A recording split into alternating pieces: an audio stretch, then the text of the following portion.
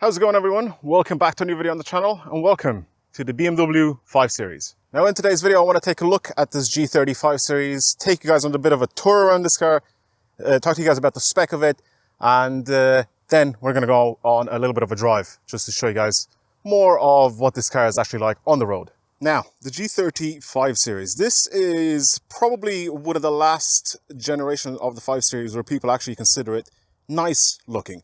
Obviously we had the brand new 5 Series that has been released now for I guess about a year, but obviously now with the release of the M5, a lot of people are basically saying that this specific model, the G30, is the last, I guess, good looking one, and they're not wrong. I think the inoffensive styling to this is just so nice. It just makes it seem as if it's classy, it's kind of sporty, it's luxurious looking, and it looks expensive. Whereas the new one feels like they're trying too much and they're trying to do things to the car where they're basically experimenting with the public and seeing what they can throw at it and what will the public actually buy, right? So again, some people will enjoy that type of styling from the new one, but a lot of people are saying that this one is basically the last generation of the 5 Series where it actually looks good. So I'm going to take you guys a bit of a tour around this thing, and this specific model is the 530e. We're going to talk a little bit about the economy of this thing as well as pretty much the power and all that sort of stuff, and I'm going to go for a drive. So this is pretty much what the front end looks like. Now this one specifically is the M Sport model without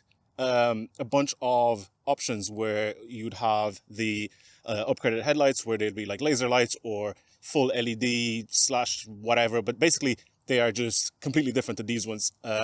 But they do still look good if you do get the non-upgraded headlights here. Also, this comes on 19-inch wheels.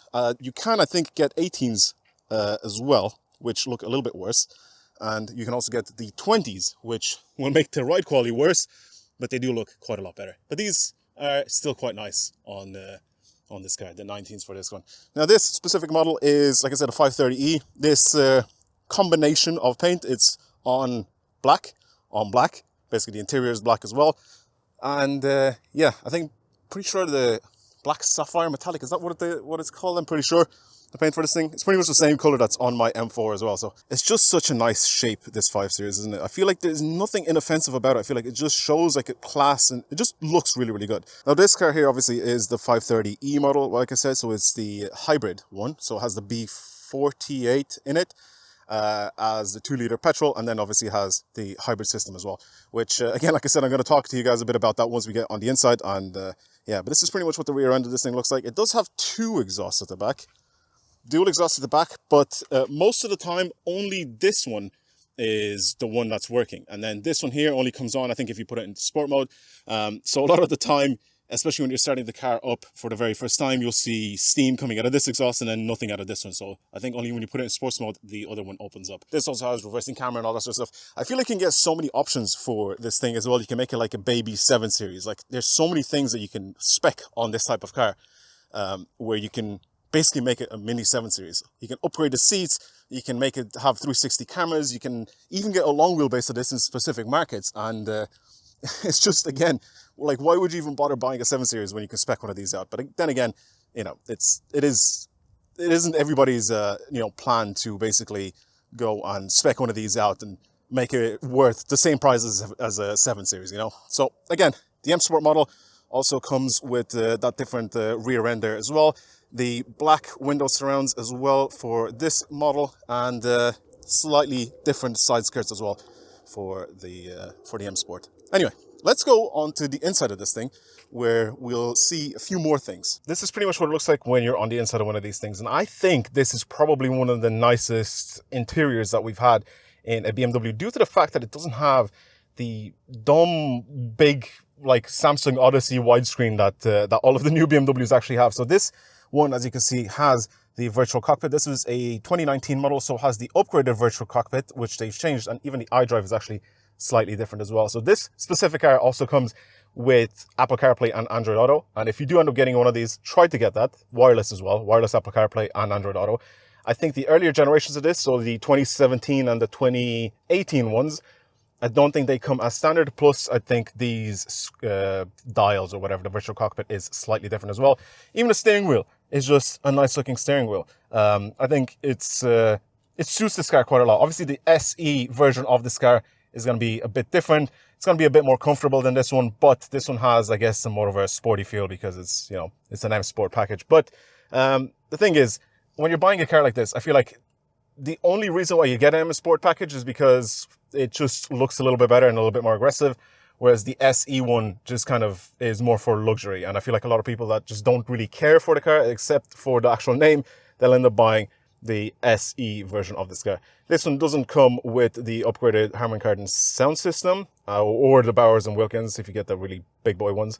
But the sound system in this is actually not too bad. For a standard sound system, it's not terrible at all. Obviously, we had the previous generation, the F10 and even the E60, which the standard sound system in those are absolutely terrible. This one, they've kind of stepped their game up. Some little light, I don't know if you can see, some little light ambient lighting here and under here as well, and same with the doors. In the nighttime, you'll be able to see a little bit better. Of course, if you go into the menus and everything, you'll be able to change pretty much whatever you want on this thing, and you'll be able to make it, you know, whatever color you want. iDrive system again on this specific model is also touchscreen, and you can also control stuff with the dial here, the iDrive dial, which genuinely is such a good idea. I feel like if you make it all touchscreen and you make it all integrated in the screen, again, this just needs to come back, in my opinion. The separate buttons for all the different climate control units, instead of having everything in the screen, I feel like that's really, really annoying. Up on the dash, we also have this leather. I'm gonna guess it's like somewhat fake leather, but pretty much everything you touch in this car just seems like quality. Everything is rock solid, no creaks, no rattles, no nothing. I mean, it's fairly new car. It has very, very low kilometers, this specific model anyway, but it's like every 5 Series. I have an E60, which I kind of daily drive, and again, even that one from way back then is still really, really like quiet inside, and it's very well refined, and it's an ancient car. Well, ancient. It's quite an old car. Now, this also being an M Sport model has the dark headliner as well. This one comes without the sunroof option. You can also get that sunroof as an option. And the rear seats, you do have a bunch of space in the rear. I feel like myself as a 6-foot tall person, I can fit back there pretty nicely. I think I can fit behind myself. Now, boot space is a very interesting one with this car because it's a hybrid. It's very, very strange. So it does go in quite deep. However, there is no load lip, first of all, and because there's no load lip, this floor is raised up a lot. So that whole section there just looks really funny to me because it just doesn't go down at all. Like, it doesn't go deep at all. It just goes to the back. So if you're coming in from a petrol or a diesel model of one of these to one of these 530Es, it's just expect to have a lot less space in the boot of your car, because the whole floor is lifted up higher. So you're going to fit a lot less stuff in it, but it does go quite deep, so that's kind of okay-ish. And also, like I said, for backseat room, there's still a ton of space. Like, I can fit behind this seat. The actual bottom of the seat is not that great, but you do have some side support here with this pillar if you are sitting on one of the sides of this car. But again, legroom is okay. It's not too bad. Like I said, when I was inside of this thing, it feels a lot bigger, or sorry, it looks a lot bigger than what it is. You just kind of sit a little bit more snug in the car if you're if you ever get in one of these and you ever try it out. It just feels a little bit more snug when you're inside of it.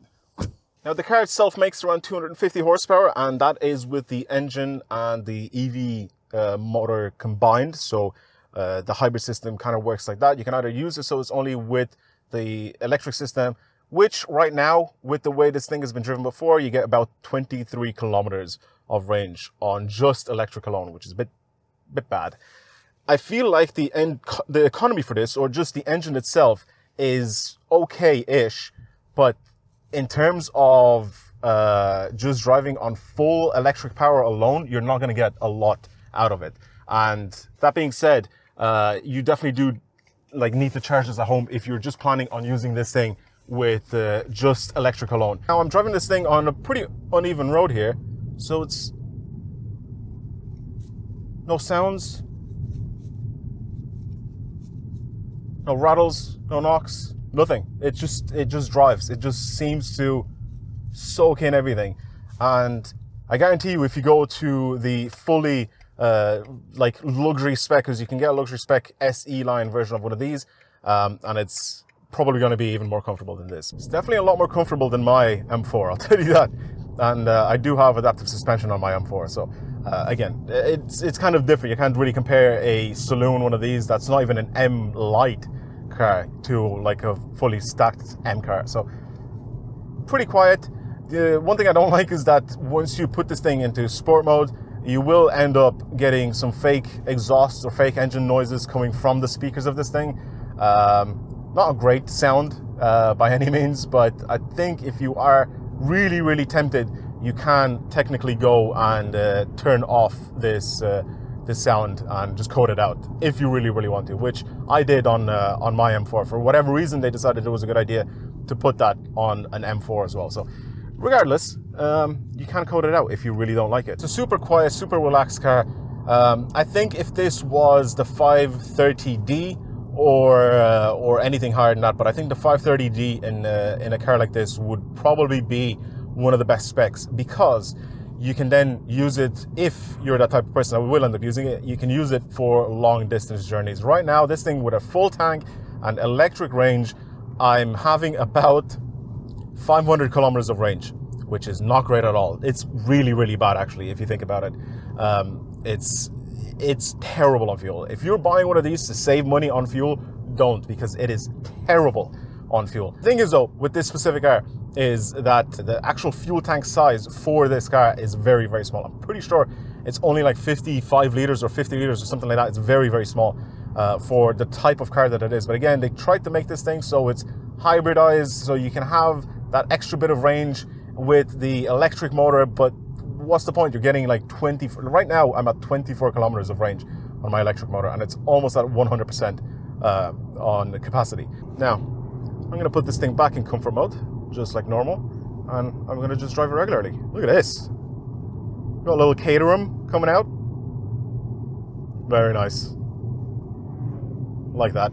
So this type of scenario that I have here is basically what this car is mostly going to be used for. You're not going to be doing too much long distance driving in a 530e. Like I said, if you want to do something that's more that type of vibe, definitely go for the diesel. Go for the 530D. The 520D just will be a little bit underpowered. I think I just don't feel it being very good.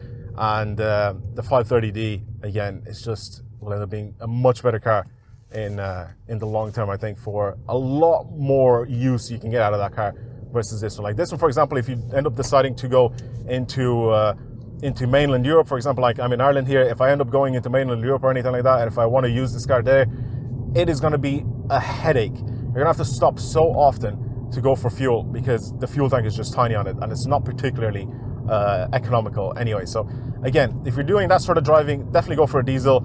If you're doing any sort of just inner city driving or anything that will be around 30 kilometers of range for that specific day, I think this car is fine. You'll just use the EV system most of the time, and that's pretty much it. Again, if you're smooth with it, you're fine. You're gonna get a decent amount of kilometers out of it, but I think overall it's just not great for anything else other than just regular inner city driving. All right, it's a great place to turn around, and I am going to put it in sport mode. And let's see what the performance is like. Quick acceleration coming out of here.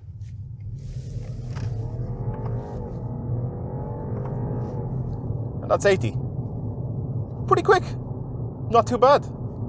Not too bad at all. Yeah, I like it. I like I said, I don't think it's very I don't think it's very quick. I don't think it's like a massive amount of power coming out of this thing, but I think the combination of the electric motor with the actual petrol engine is actually very nice for this car. So again, if you are going to do any sort of harsh acceleration like that, it's not too bad at all. But again, don't expect this thing to be like a rocket ship or anything like that. But yeah, I think for the regular person, I don't think anything more than this amount of power is necessary. I don't think people will end up using any more than this amount of power on this type of car.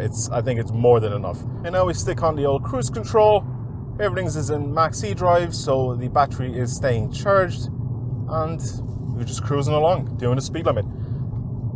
It's comfortable, it's quiet, It's just a nice place to be in. And overall, I really like the G30 5 Series. I think they've done a really, really good job with it. Well, that is pretty much it for today's video. I really hope you guys enjoyed it. If you want to see more videos on this channel of me reviewing different types of cars, definitely let me know down in the comments below. I'm down to try and pick some different cars and some more varied cars instead of just BMWs, but this is kind of what's available to me at the moment. So yeah, like I said, if you guys enjoyed today's video and if you want to see more of these type of videos of me kind of going through some of these cars, such as this, or even maybe some sporty cars, if I manage to get my hands on some of those, I'm definitely down to make some more videos like that. But for now, that's pretty much it. Thank you for watching, and I will see you guys in the next video. Goodbye.